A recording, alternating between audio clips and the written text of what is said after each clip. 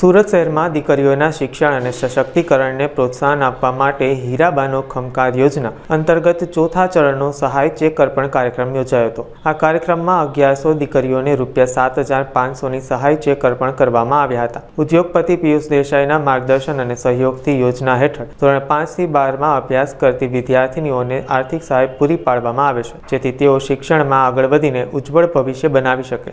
આ યોજનાનો મુખ્ય ઉદ્દેશ્ય 21,000 દીકરીઓને સહાય આપવાનો છે। હાલમાં સુરત શહેરમાં લાભ અપાઈ રહ્યો છે, પરંતુ આગામી દિવસોમાં સમગ્ર સુરત અને ત્યારબાદ સમગ્ર રાજ્યની દીકરીઓ સુધી આ યોજના વિસ્તારવાનું આયોજન છે। કાર્યક્રમમાં ધારાસભ્ય મનુભાઈ પટેલ સહિતના મહાનુભાવોએ દીકરીઓને શિક્ષણ માટે પ્રોત્સાહિત કર્યા હતા। મારું નામ દેસાઈ પિયુષ છે।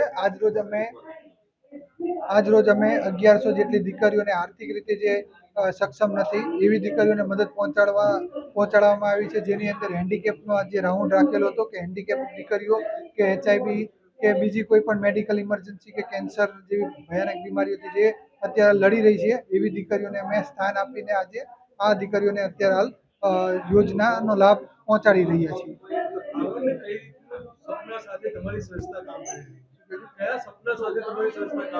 અત્યારે હાલ અમારું સંસ્થાનું સપનું એક જ છે કે દરેક દીકરીઓ ભણી ગણી અને સમાજનું અને દેશનું નામ રોશન કરે અને આગળ અમે ભવિષ્યની અંદર આખા ગુજરાતની અંદર આ કોન્સેપ્ટ ચાલુ કરવા જઈ રહ્યા છીએ।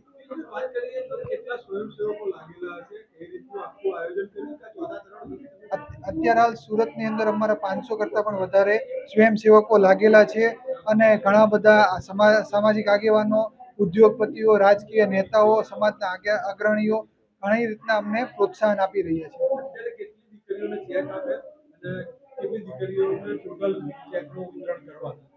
ટોટલ અમારે 21,000 જેટલું દીકરીઓનું છે, પણ અત્યારે હાલ ગુજરાત લેવલે જવાના છીએ એટલે સંખ્યા કેવી અયોગ્ય છે, કેમ કે એ લાખોમાં કદાચ સંખ્યા થઈ શકે એમ છે અને લાખો સુધીનો અમારો ટાર્ગેટ છે કે અમે આ ધીરે ધીરે કોન્સેપ્ટ અમે ભારત લેવલે ચાલુ કરવાના છીએ।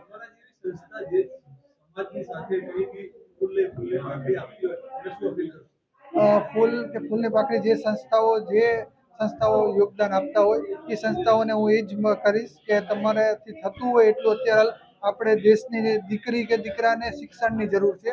જ્યારે પોતે શિક્ષિત હશે ત્યારે કોઈ પણ વસ્તુ મતલબ દેશ એક સક્ષમ બનશે અને દેશમાં બધી રીતના આર્થિક પરિસ્થિતિ બહુ મજબૂત બનશે।